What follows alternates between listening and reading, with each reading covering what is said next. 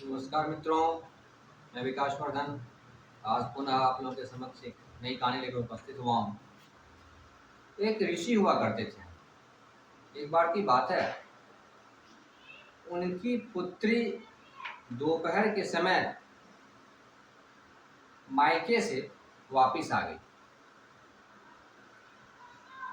रोती हुई आई तो उनके साथ जो कुछ लोग थे, उन ऋषि के पास बैठे हुए किसी चीज़ पे चर्चा हो रही थी। उन्होंने कहा, ठीक है आप लोग जाइए, मेरी पुत्री आई है, क्या कारण है, ये नाराज चचरा में बात हुई, उनसे क्या बात हुई।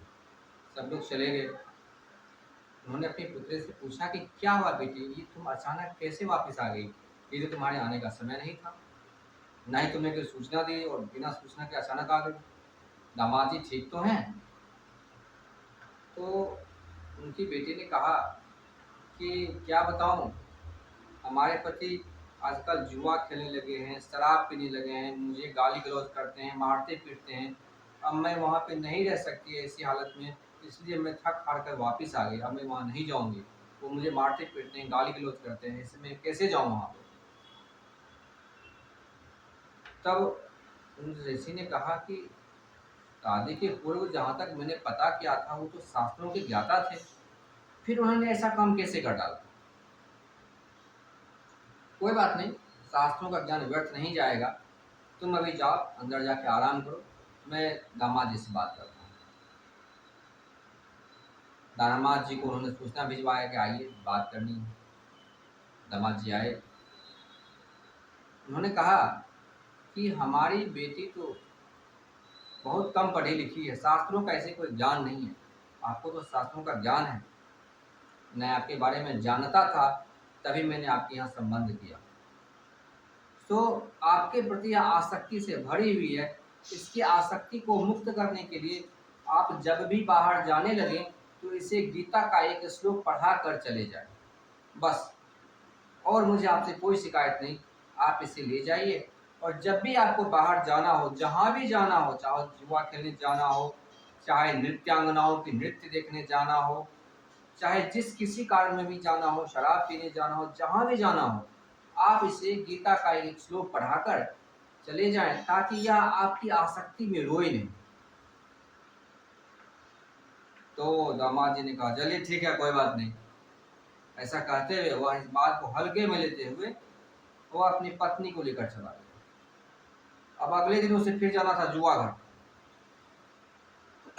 बोला, इधर आओ, तुम्हारे पिताजी ने कहा है कहीं जाने से पहले तुम्हें गीता का एक पाठ पढ़ा दें। तो गीता का एक पाठ फिर से उसे बुलाया और गीता का पाठ पढ़ाया पढ़ाया और फिर चला गया। फिर अगले दिन फिर उसे जाना था नृत्यांगनाओं के नृत्य देखने के लिए। फिर उसने गीता का पाठ पढ़ाया, एक श्लोक, फिर चला जाए। कभी शराब पीने जाना हो, कभी मित्रों के साथ कहीं घूमने जाना हो, जहाँ जहाँ जहाँ उसकी मर्जी यहाँ जाना हो, वहाँ जाए और बस गीता का एक श्लोक पढ़ा दे और चला जाए। अपना 2 दिन में आए, 3 दिन में आए, श्लोक पढ़ाए, चला जाए। ऐसा काम करते करते करते करते महीने भर में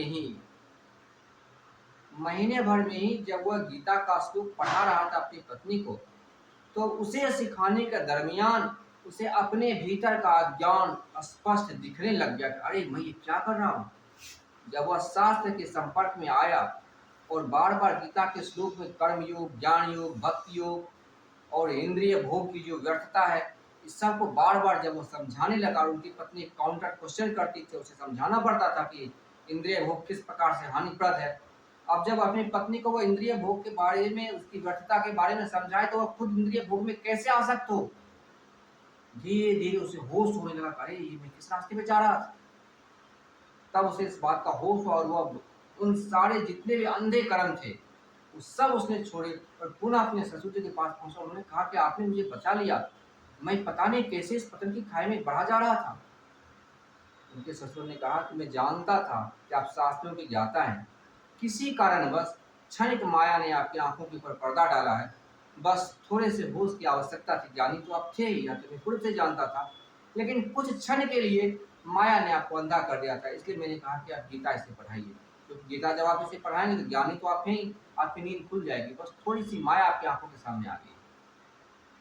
इस प्रकार से उस ऋषि ने अपने पुत्री और दामाद दोनों के जीवन की रक्षा करी। आशा करता हूँ मित्रों कहानी आपको पसंद आई होगी।